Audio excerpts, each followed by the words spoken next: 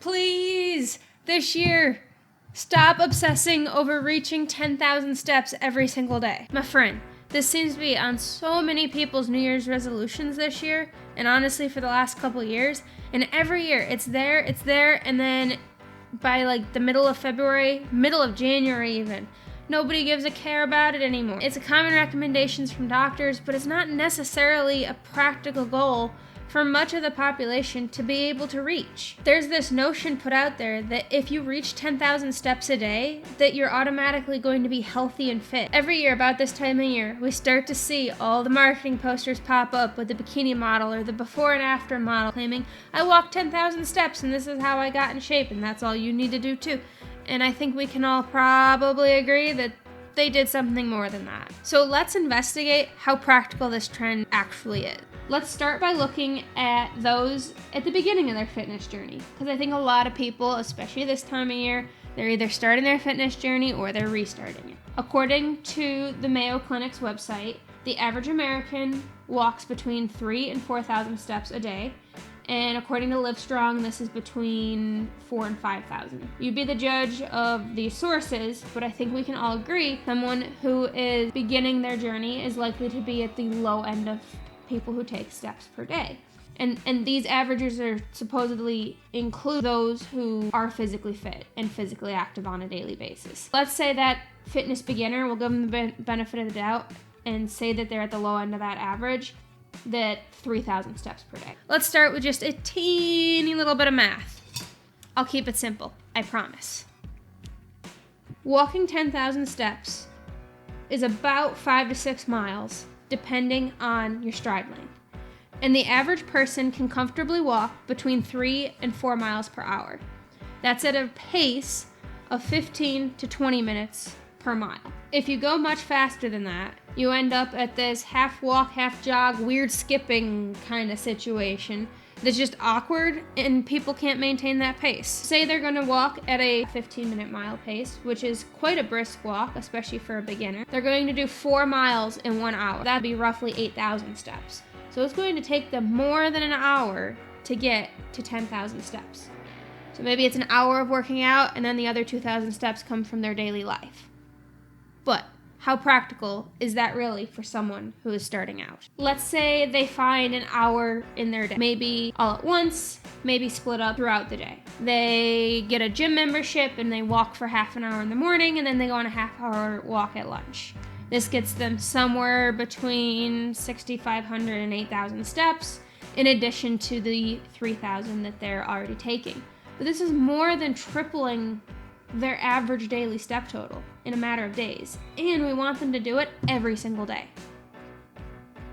How long is this going to be sustainable for? This is something new. Their body's not used to adapting. So maybe they did it the first day. Maybe they got their butt out of bed and did it the second day.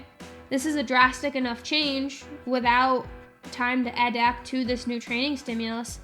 This is where a lot of times all of a sudden in mid-January we see people with foot, ankle, knee, hip, even lower back pain where they're like, I'm trying to be in shape. I didn't roll my ankle, I didn't twist it, but like something hurts and I don't know why. Well, it's such a drastic increase in step count, especially if they have an imbalance or a bad hip or old injuries that haven't been addressed and they're not walking in a like perfect like gait pattern to where something's kind of shifting to the side.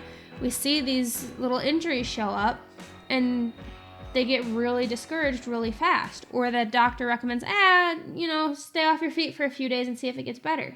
Well, they did, and walking hurt, so now I'm not gonna walk, I guess. So people get discouraged, or life happens, right? Kids, someone gets sick, you end up having to take a couple days off, and this resolution gets forgot about.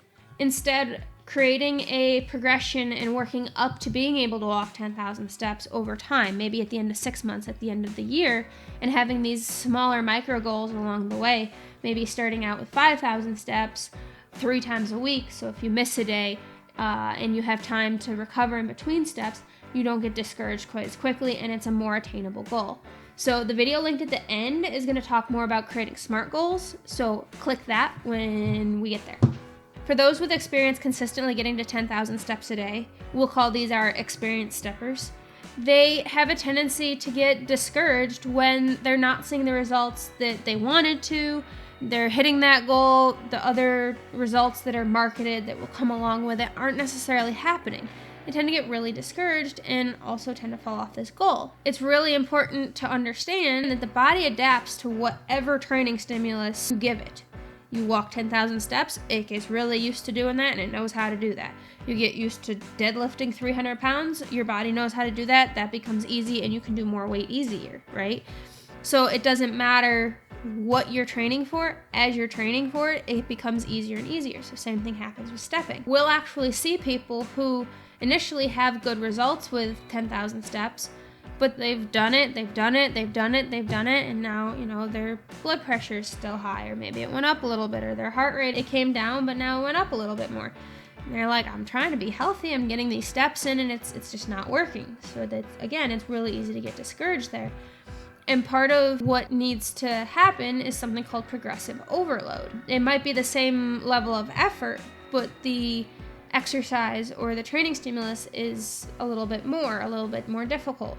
If it's weights, we tend to go heavier, more reps, but with stepping, that can get kind of complicated. 10,000 steps is already a length goal or time-consuming goal, so trying to make it, say, 12,000, now we're stepping even longer. So what are some strategies to progressively overload 10,000 steps without making it more time-consuming? The easiest way is going to be changing the intensity. And how do we do this? No one says that you can't run or jog your steps. Steps are steps. If power walking's not your vibe or you're really good at power walking, you can always go on a jog or a run. But a lot of people can't jog or run or don't feel like they're ready to.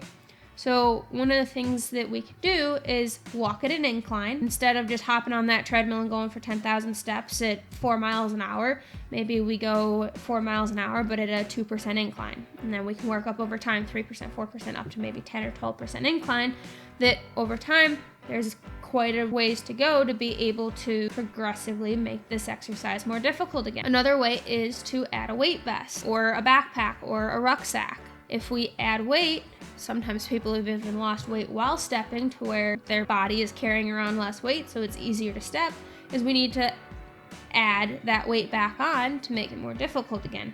Now, we don't want to add fat to the body necessarily, but we can, grab a backpack, grab a weight vest, and add 10, 15, 20 pounds without too much trouble. And if they're already used to taking 10,000 steps a day, adding 10 pounds shouldn't cause the back pain, the knee pain, the hip pain, or maybe we add it in every other day so that it's, again, progressing over time, but giving the body time to adapt. For our experienced steppers, please understand that going for that monotonous 10,000 steps a day, every day, is not going to continue to increase that health benefit and just kind of plateau where you are. If you've already stepped on an incline, you've put on a weight vest, maybe you've been at an incline and a weight vest, which that just seems a little overkill to me.